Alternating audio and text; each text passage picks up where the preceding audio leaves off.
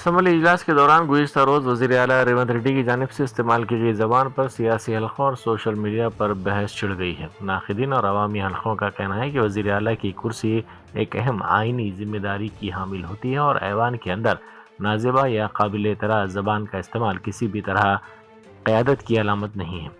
اسے جمہوریت، اخلاقیات اور پارلیمانی وقار کے منافی قرار دیا جا رہا ہے۔ سوشل میڈیا پر اٹھنے والے مطالبات میں کہا گیا ہے کہ وزیر اعلیٰ کو اپنی زبان اور استعمال کیے گئے الفاظ پر عوامی سطح پر معذرت خواہی کرنی چاہیے۔ آپ کو کیا ہونے والے کیسے ہونے والے پتہ نہیں ہے، جو بڑوے کو یہاں بھیج دے بڑووں کو کون سنبھالنا؟ ایسے بڑووں کو کیوں ادھر لے گا کے چھوڑ دیے؟ سمجھاؤ ان لوگوں کو، سکھاؤ کچھ ان لوگوں کو، یہاں کے بولنے کے لیے کیوں ان لوگوں کو ایم ایل اے چنا ہے؟ قائد مجلس مقررہ پارٹی اکبر الدین اویسی نے اپوزیشن جماعت BRS اور ان کے قائدین پر شدید تنقید کی۔ انہوں نے ایوان میں غیر حاضر قائدین کو ہدف تنقید بناتے ہوئے کہا کہ جو لیڈر اسمبلی آئے اور دھمکیاں دینے کے بلند بانگ دعوے کر رہے تھے وہ آج ایوان میں کہیں نظر نہیں آ رہے ہیں۔ انہوں نے ریمارک کیا کہ نہ صرف اپوزیشن لیڈر KCR اسمبلی پہنچنے یا بولنے میں ناکام رہے بلکہ ان کی پارٹی کے دیگر ارکان اسمبلی بھی ایوان میں نظر نہیں آئے۔ اکبر الدین اویسی نے سوال اٹھایا کہ اگر حقیقت یہی ہے تو پھر پہلے اتنے بڑے اور جارحانہ دعوے کرنے کی ضرورت ہی کیا تھی؟ کہ this time I am going to come to the house, speak on irrigation. So sad when the one says that he will come, his party MLAs disappeared.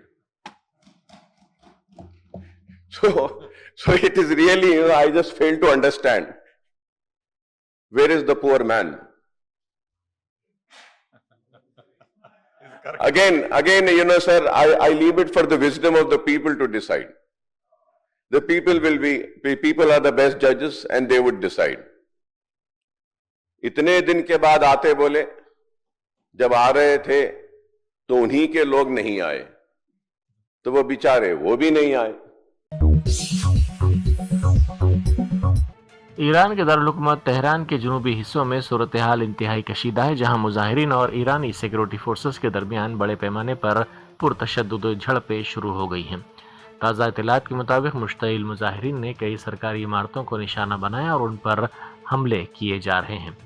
مظاہروں کے دوران فضا ڈکٹیٹر کی موت کے نعروں سے گونج رہی ہے، جبکہ سیکورٹی فورسز مظاہرین کو منتشر کرنے کے لیے طاقت کا استعمال کر رہی ہیں۔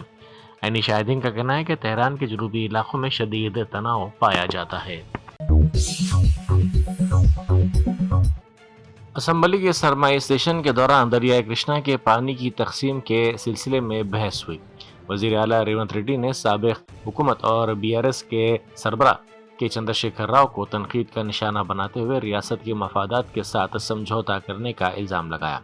انہوں نے کہا کہ جو لوگ کبھی دھمکیاں دیا کرتے تھے انہیں آج کی بحث میں شامل ہونا چاہیے تھا، تب ملک کے 4 کروڑ عوام خود فیصلہ کر لیتے کہ اصل جواب دہ کون ہے۔ ریونت ریڈی نے 21 ستمبر 2016 کو ہوئے اپیکس کونسل کے پہلے اجلاس کا حوالہ دیتے ہوئے کہا کہ KCR نے اس وقت دستخط کیے تھے کہ تلنگانہ کے لیے صرف 299 TMC پانی کافی ہے، جسے انہوں نے ریاست کے مفادات کے خلاف ایک تاریخی غلطی قرار دیا۔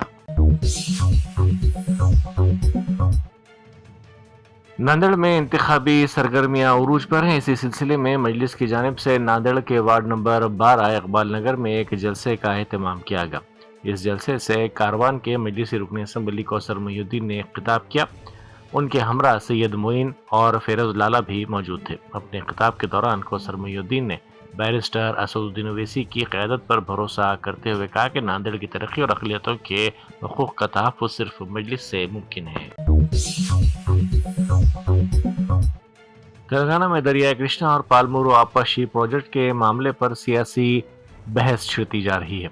حالیہ پیش رفت میں سابق رکن کونسل کویتا نے اپنی ہی پارٹی کے سینئر لیڈر و سابق وزیر ہریش راؤ کو نشانہ بناتے ہوئے ان کی ماضی کی کارکردگی پر سنگین سوالات اٹھائے۔ کویتا نے مطالبہ کیا کہ ہریش راؤ اپنے پریزنٹیشن میں ان وجوہات کی وضاحت کریں جو انہوں نے 2016 میں ایسے معاہدے پر دستخط کیوں کیے تھے جس کے نتیجے میں تلنگانہ کے پانی کے حصے میں 3% کی کمی واقع ہوئی۔ انہوں نے ہریش راؤ سے یہ بھی پوچھا کہ پانی کی فراہمی کا بنیادی نقطہ جورالا سے بدل کر سریسلم کیوں کیا گیا؟ کویتا کا کہنا ہے کہ اس تبدیلی سے پالمورو کے پانی کے حقوق اور مفادات کو نقصان پہنچا ہے۔ مجلس کے یاقوت پورہ کے رکن اسمبلی جعفر حسین معراج نے مالیگاؤں کے علاقے خلا جھوپڑ پٹی میں ایک انتخابی جلسے سے خطاب کیا۔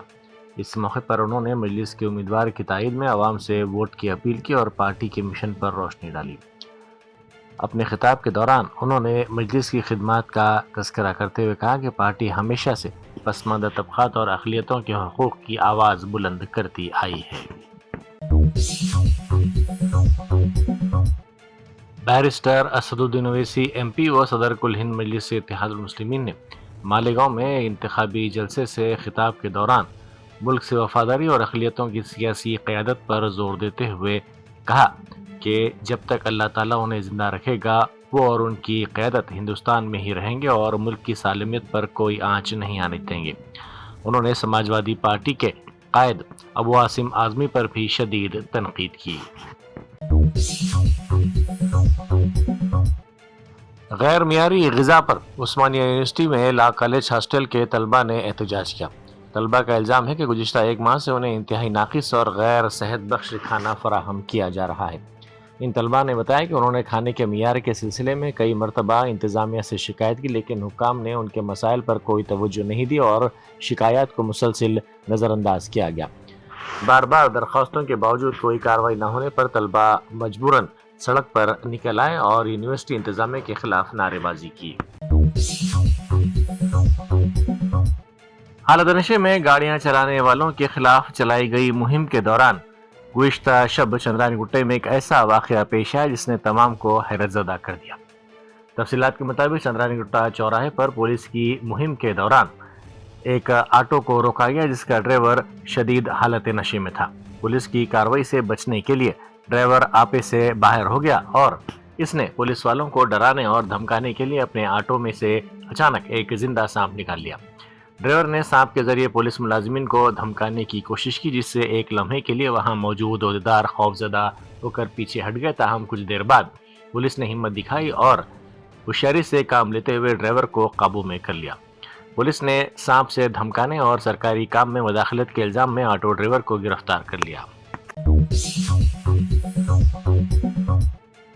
شمس آباد ایئرپورٹ پر واقع مشہور نیلوفر ہوٹل کے ڈسپلے میں رکھے گئے کھانے میں اچانک جھنگر نظر آیا۔ اس واقعے کے ساتھ ہی ہوٹل کی صفائی پر سنگین سوالات کھڑے ہو گئے۔ سوشل میڈیا پر وائرل ایک ویڈیو میں صاف طور پر دیکھا جا سکتا ہے کہ ہوٹل کے فوڈ کاؤنٹر کے اندر جہاں کھانے پینے کی اشیاء رکھی ہیں ایک کاکروچ رینگ رہا ہے۔ اس واقعے پر رد عمل ظاہر کرتے ہوئے مسافرین اور سوشل میڈیا صارفین نے سخت برہمی کا اظہار کیا۔ انہوں نے کہا کہ ہوٹل انتظامیہ کی جانب سے صفائی کے دعوے اور بڑے بڑے پوسٹرز محض ایک دکھاوا ہیں۔ امریکہ نے ہفتے کی اولین ساعتوں میں وینزویلا پر بڑے پیمانے پر حملہ کیا اور کہا کہ ملک کے صدر کو گرفتار کر لیا گیا ہے اور ملک سے باہر منتقل کر دیا گیا۔ یہ کارروائی نیکولاس مدورو حکومت پر کئی ماہ کے شدید دباؤ کے بعد کی گئی، جس کا اعلان حملے کے چند گھنٹوں بعد صدر امریکہ ڈونلڈ ٹرمپ نے سوشل میڈیا پر کیا۔ یہ بات واضح نہیں ہے کہ آیا ٹرمپ نے اس کارروائی سے پہلے امریکی کانگریس سے مشاورت کی یا نہیں اور اس حملے کی قانونی حیثیت کیا ہے۔ اس حملے سے 36 سال قبل پاناما میں اس وقت کے لیڈر مینوئل کو ہٹانے کے لیے کیے گئے امریکی حملے کی یاد تازہ ہو گئی ہے۔ وینزویلا میں آپریشن کے بعد امریکہ کے اٹارنی جنرل پام بونڈی نے کہا کہ نیکولاس مدورو اور ان کی اہلیہ کو نیو یارک کی عدالت میں فوجداری الزامات کا سامنا کرنا پڑے گا۔